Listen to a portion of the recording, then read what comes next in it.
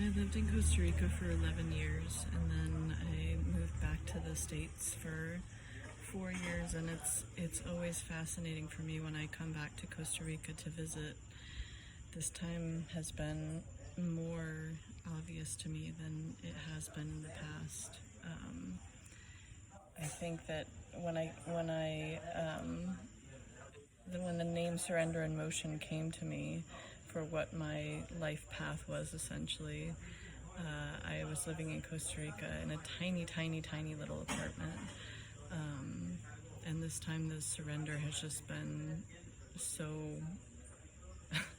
so fascinating to be watching. So I just want to share with you one of the days that I had a couple of days ago that was just like one thing after another of just like really deep surrender of I don't know what's going to happen next. So it's been raining a lot in Costa Rica, and so we had to one day wake up at 4 a.m. to start driving because there was, landslides everywhere, like mud and landslides and roads being closed all over the place. And so we woke up at 4 a.m. and a trip that should have taken us 3 hours took 6.5. And so then we spent the rest of the day where we were there in a fascinating, really unexpected way as well. But then the next morning, again, we decided we needed to wake up at 4 a.m. because the only road that was open out of 4 possible routes to get between San Jose and the Caribbean where we were, only one was actually open. And so we were like, well, if it keeps raining, that one even might get closed, so let's wake up at 4 a.m. again and start traveling.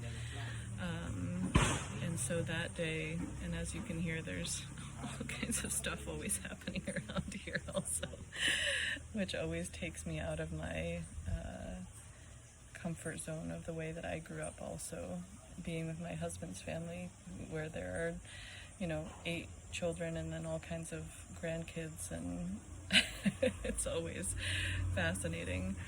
So that day we started traveling, and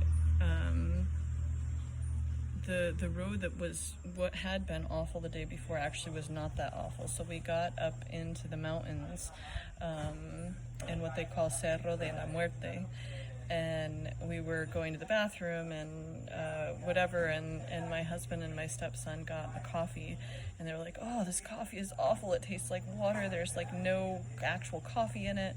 And I saw that across the street from where we were there was a coffee shop that it seemed like was going to open at 9 o'clock because they were like opening up all the windows and everything.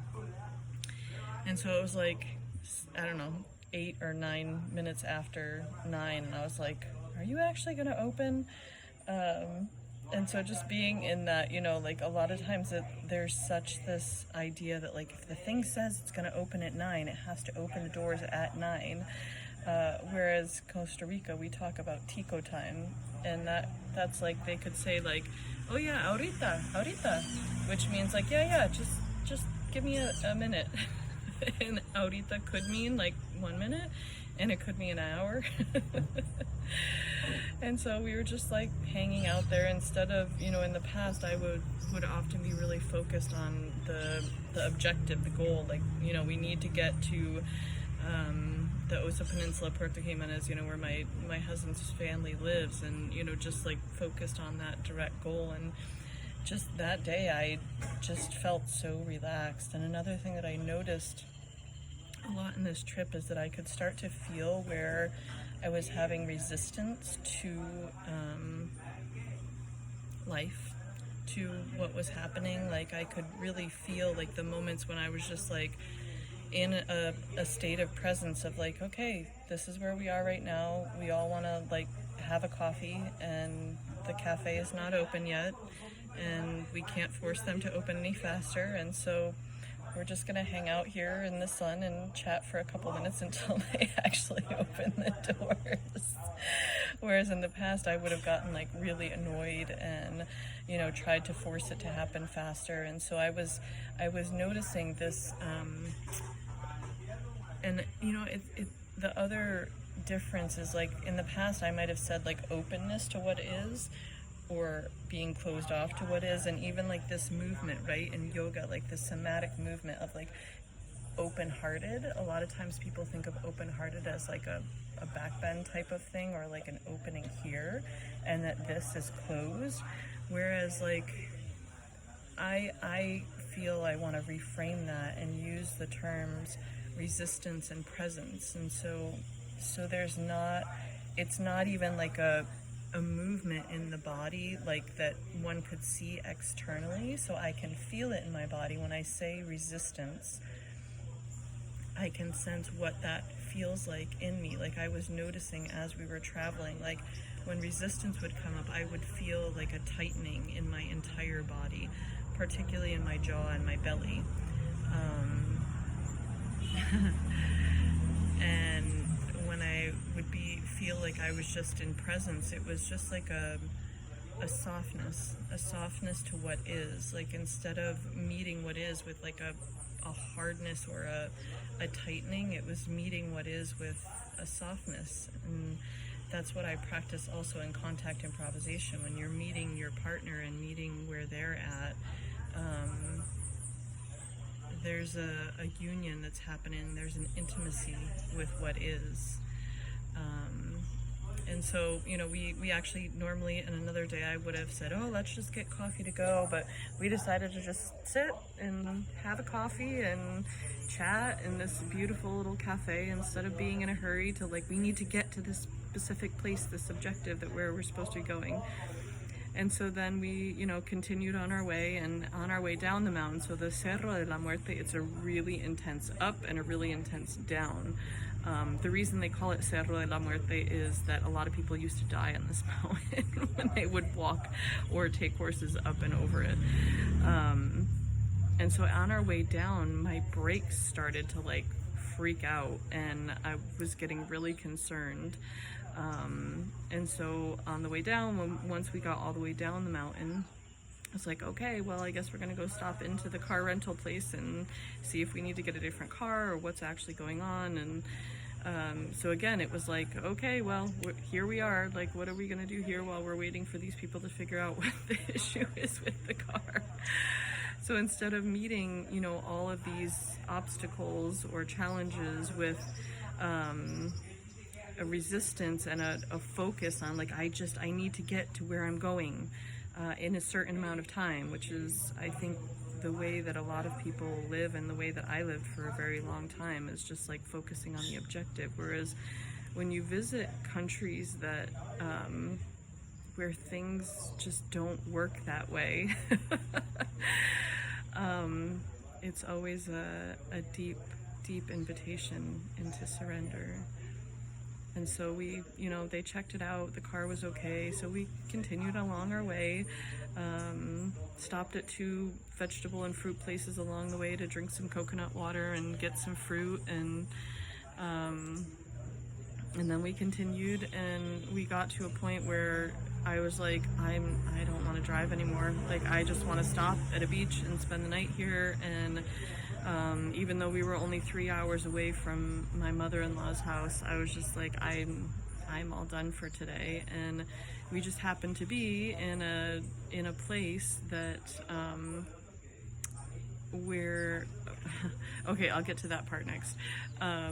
And so we started looking for places to stay, and I said, okay, I don't want to stay in the part where it's the Parque Nacional Marino Ballena, because there's like at the beach, there's like, they put up fence, and there's like a gate that you have to go through and pay to get into the national park, which that part I didn't really mind paying to get into the national park, but I didn't want to have restricted access to the beach because you can't go at night, and you have to go during the schedule of that they give you. Excuse me. So I was like, okay, I don't want to stay in that part. So we were looking on the map, and we called this hotel, and we went and saw it. I was like, oh yeah, great. The beach is like 100 meters from here. Great. We didn't know what that beach was. And so we got ourselves ready and start walking to the beach, and we get to the beach, and there, apparently that's still part of the national park. And so we had to go back to the hotel, and get money and get our IDs and stuff to go through the thing, and we had already paid for the hotel, and so it was the thing that I didn't want, and that I had been resistance to, like, not wanting to have to go to a beach where we had to go through a gate, and it was like, yep, this is where we are. So we swam, and it was beautiful and refreshing, and then it ended up that we were actually in a town right next to a restaurant where my husband had been following the Argentinian chef for a really long time, and he was like all excited to take me and his son to this restaurant. And so we got dressed and went to this restaurant, and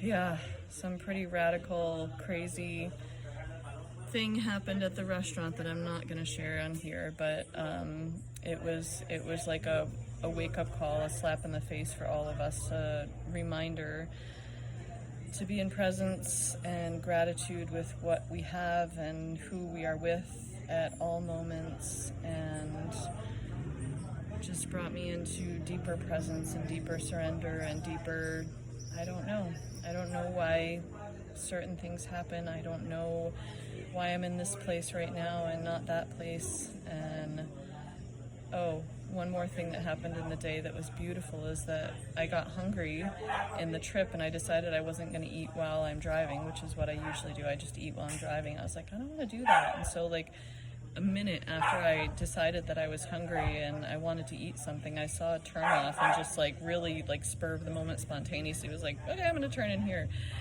And it was this beautiful field of calla lilies with a church like up above, and so we were able to pull up away from the road so we weren't right in the traffic. I took my shoes off.